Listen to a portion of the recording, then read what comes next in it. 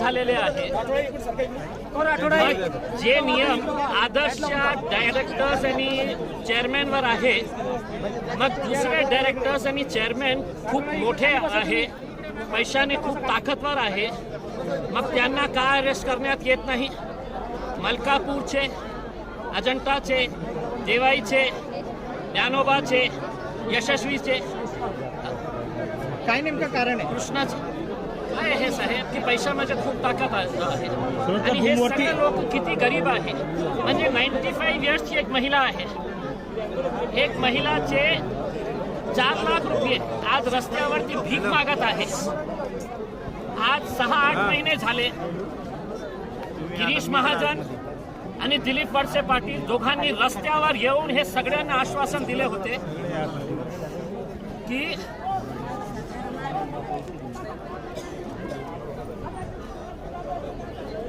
रस्त्यावर आश्वासन दिले होते की 1.5 महिन्यामध्ये आम्ही तुमचे पैसे परत करू। मग उल्लू बनवते का तुम्ही? तुम्हाला निर्णय घ्यायचा असेल तर तुम्ही रात्री 3 वाजता परिपत्रक काढू शकता।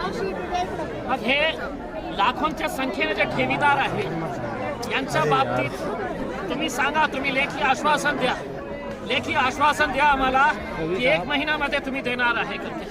1 मिनिट आम्ही इथे थांबणार नाही। सगळ्या लोकांना बाहेर घेऊन जाण्याची जबाबदारी माझी आहे।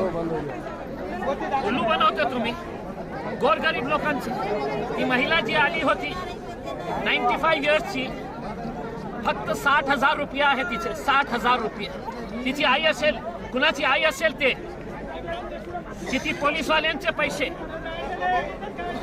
आर्मीचे 80% जे लोक देशाच्या आपल्या संरक्षणासाठी गेले होते त्या लोकांना फसवले। कोण जबाबदार आहे त्याचा? आणि कोणी का बोलत नाही? आसू गॅस सोडण्याचं काय कारण होतं?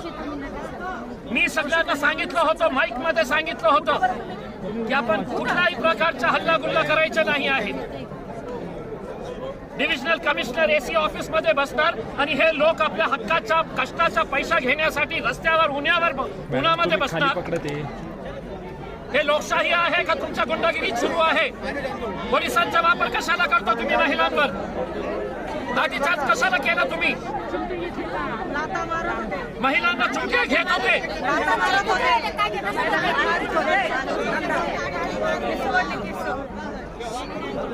आता नेमकी काय मागणी आहे तुमची? आम्ही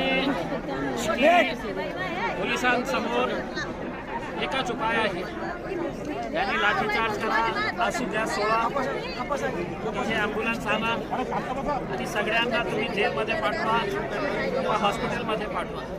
जोपर्यंत आम्हाला आवाज येत नाही, मी स्पष्टपणे बोललो होतो, विभागीय आयुक्त साहेबांनी पोलीस कमिशनरला इथे बोलवा, DDR ऑफिसच्या अधिकाऱ्यांना इथे बोलवा। काय येत नाही? स्क्रीनवर बसून आपल्याला सगळं हे बघायचं आहे। कोणी आदेश दिलं होतं हे महिलांवर लाठीचार्ज करण्याचा? आसू गॅस सोडण्याचा कोणी अधिकार दिलं होतं हे महिलांवर?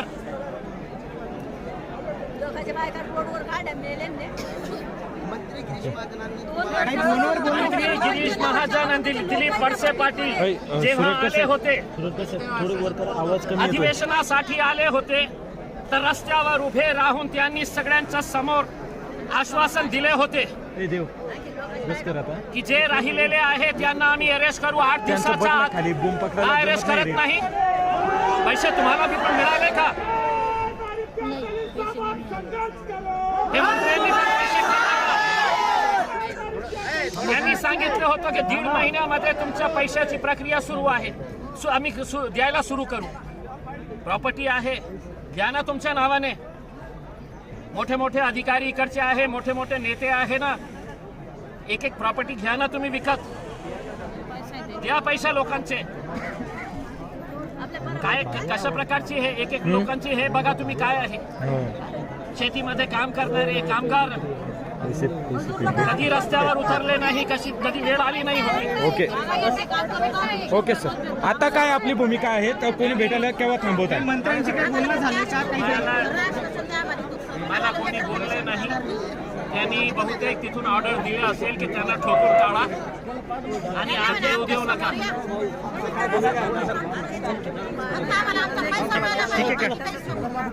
ठीक आहे.